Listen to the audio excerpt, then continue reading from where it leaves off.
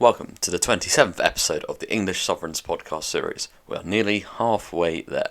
Today's subject, Richard the Lionheart.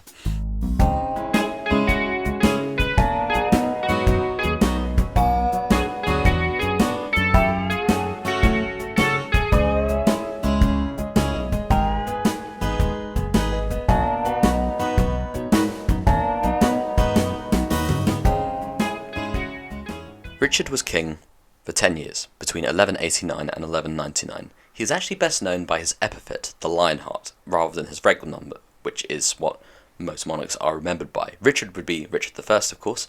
In terms of his background, he was born in 1157, so 3 years after his father Henry II became king, and was said to be quite physically attractive, and like most noblemen of his age, a very chivalrous man. He joined the Great Revolt of 1173, if you might remember from Henry II's podcast, and in the peace deal, Richard was given half of the income of the Duchy of Aquitaine, where he was commissioned with putting down the very same nobles who had supported him against his father, which was kind of cruel for the nobles, but such was the feudal nature of society back then.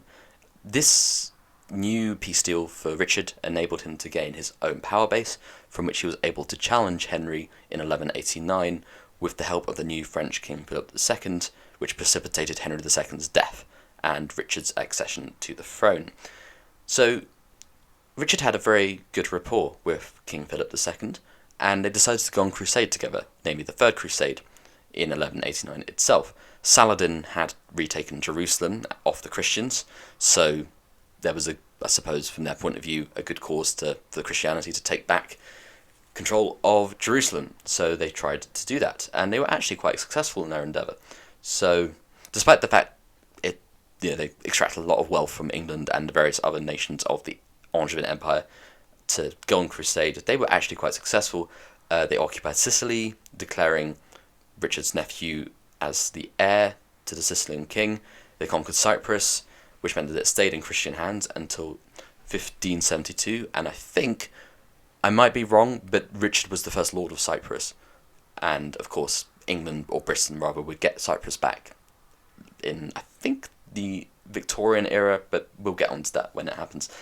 They also captured Acre in Israel, in modern day Israel, in 1191. So the crusade could be judged a success in terms of its objective criteria, because Saladin, I think, withdrew from Jerusalem, or at least allowed the re-entry of Christians into Jerusalem in a peaceful manner in 1192.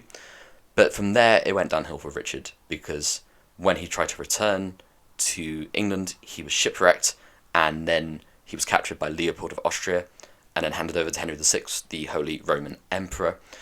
Philip II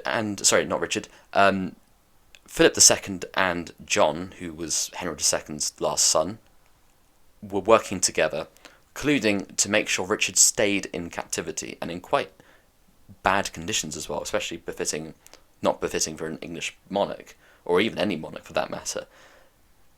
They kept paying the Holy Roman Emperor money. From Philip's point of view, Philip had wanted half of Cyprus, and Richard wasn't willing to give it to him, so their friendship ended.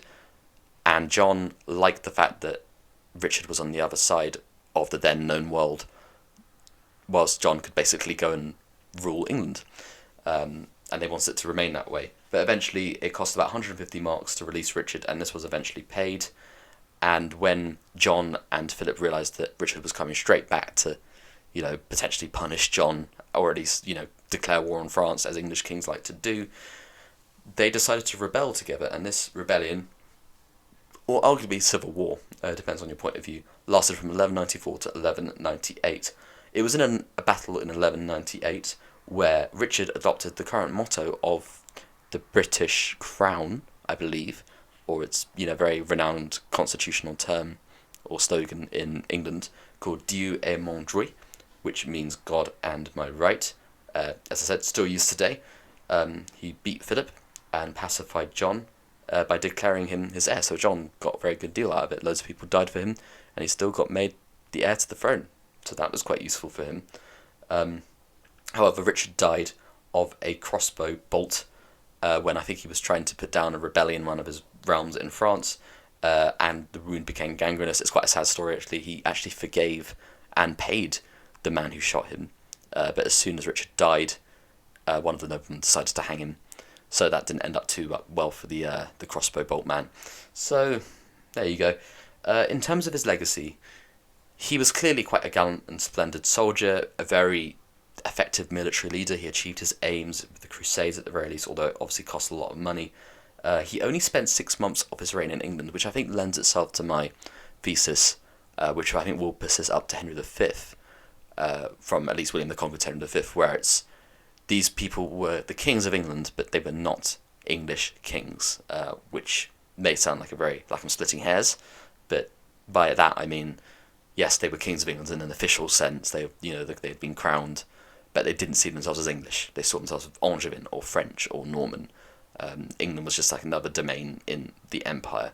In the same way, perhaps nowadays you would have the current queen. Yes, she's Queen of England and she's the English queen, but is she really she's also Queen of Australia, but not the Australian queen because she doesn't live there.